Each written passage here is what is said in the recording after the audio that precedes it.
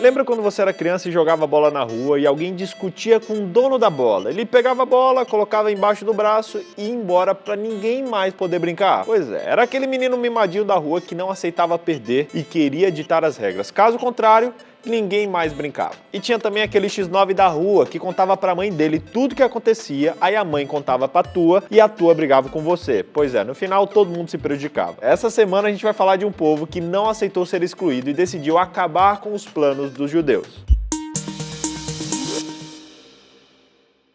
Os israelitas tinham acabado de sair da Babilônia e estavam na Palestina, mas ao tentarem reconstruir o templo, eles começaram a enfrentar fortes opositores. A gente já estudou no trimestre passado toda essa história do ponto de vista de Esdras e de Neemias. Inclusive, você pode relembrar isso. Hoje a gente vai ver onde Daniel estava nessa história. Os samaritanos, eles queriam fazer parte daquela obra de qualquer jeito, e quando tiveram o pedido negado, eles decidiram se vingar. Eles escreveram cartas para o rei Ciro descrevendo os judeus como um povo rebelde e, no final das contas, conseguiram o que eles queriam. O rei interrompeu a obra.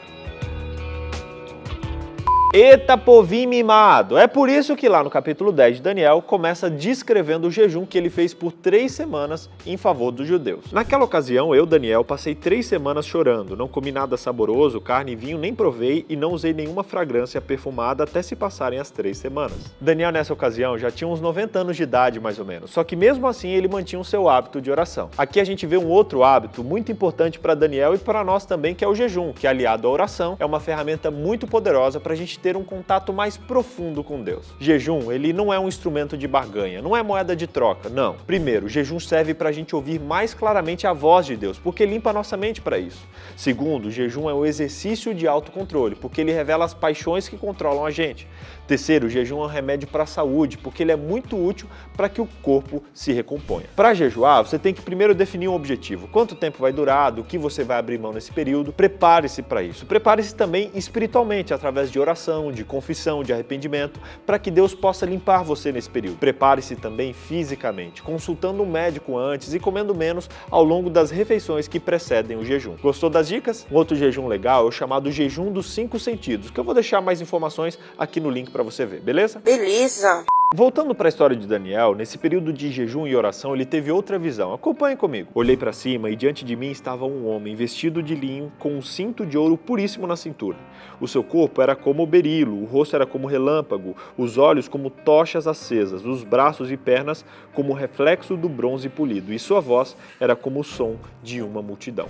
Para entender o que Daniel estava vendo, a gente tem que voltar nas visões anteriores. A figura humana remete ao Filho do Homem dito na visão lá do Juiz Celestial, que a gente já viu. Filho do Homem, que por sinal se chama Miguel, que significa quem é semelhante a Deus. Fecha parênteses. A roupa de linho fazia referência às roupas dos sacerdotes e que nos lembra do príncipe dos exércitos lá do santuário celestial, que a gente já viu aqui também. O ouro também é associado aos enfeites sacerdotais como um sinal de dignidade real. Por último, a semelhança dessa figura com um relâmpago, com fogo, com bronze e com uma voz poderosa retrata ela como um ser sobrenatural. Ou seja, esse ser é alguém investido de atributos sacerdotais, reais e militares. A Bíblia conta que Daniel estava com mais pessoas no momento que teve essa visão, mas elas ficaram tão assustadas que fugiram e se esconderam. Daniel também estava impressionado e a glória de Deus era tão grande que ele caiu no chão e literalmente perdeu os sentidos. Foi então que um anjo apareceu para consolar e tocou Daniel por 3 vezes. O primeiro toque habilitou o profeta a ficar em pé e ouvir as palavras de conforto vindas do céu. Não temas, Daniel, porque desde o primeiro dia em que aplicaste o coração a compreender e a se humilhar perante o teu Deus,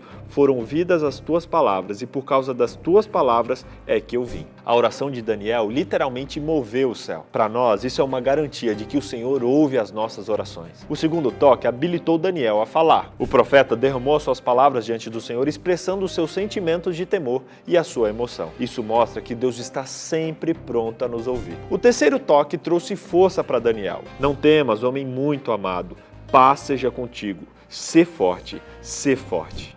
Lembre-se de que o anjo foi enviado por Deus a Daniel em resposta às suas orações, a fim de dar discernimento e compreensão para ele. A real é que com Deus ao nosso lado, a gente pode ter paz mesmo quando a gente enfrenta aflições. Que coisa mais linda! E a gente já falou, mas não custa lembrar. Se você quiser saber mais sobre o livro de Daniel, é só acessar o site que está aqui na descrição ou aqui esse telefone e pedir que vamos mandar de graça para você na sua casa ou para você fazer online também, beleza? Mas, BJ, O que essa visão tem a ver com a reconstrução do templo que a gente começou falando aqui hoje? Nos últimos 2 versos do capítulo 10 de Daniel, a gente encontra essa resposta. E nessa luta, ninguém me ajuda contra ele, senão Miguel, o príncipe de vocês. O mensageiro celestial revelou a Daniel que uma luta, uma guerra cósmica ocorre nos bastidores da história humana. Assim que Daniel começou a orar, teve início uma batalha espiritual entre o céu e a terra. Seres celestiais começaram uma luta contra o rei da Pérsia para deixar que os judeus continuassem a reconstrução do templo. Então ele me disse: vou ter que voltar para lutar contra o príncipe da Pérsia, e logo que eu for, chegará o príncipe da Grécia. Sabemos desde o começo de Daniel 10 que o rei da Pérsia era Ciro, só que um rei humano sozinho não pode oferecer uma oposição significativa a um ser celestial. Isso indica que por trás de um rei humano existia um agente espiritual maligno que instigava Ciro a impedir que os judeus reconstruíssem o templo. Era uma batalha entre Satanás e Jesus. Esse é o grande conflito entre o bem e o mal, em que todos nós estamos inseridos, inclusive. Só que a gente pode ficar tranquilo, porque Miguel, que é Jesus, está em cena para nos proteger. Ufa!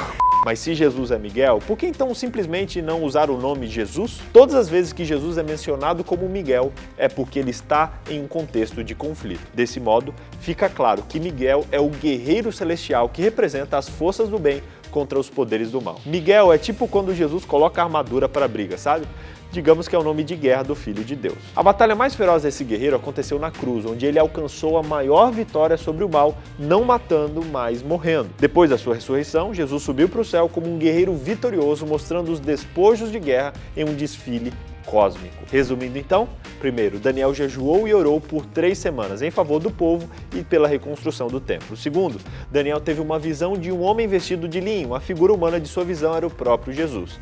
E terceiro, Daniel nos mostra que estamos em um grande conflito. A maior batalha da nossa vida não é contra inimigos visíveis de carne ou de sangue, mas sim, contra os principados e potestades, contra os dominadores desse mundo tenebroso, contra as forças espirituais do mal nas regiões celestes. Embora a gente ache que essa batalha possa ser um conflito desigual, em que as probabilidades muitas vezes parecem estar contra nós, não temos que ficar com medo. Jesus luta essa batalha por nós e nos dá a certeza da vitória. Por isso, tenha em mente que sempre tem muito mais em jogo do que a gente enxerga ou do que a gente vê. E não tenha medo, pelo contrário, tenha coragem, pois o nosso Deus já é vencedor. E aí, bora soltar a bola e correr para o time campeão?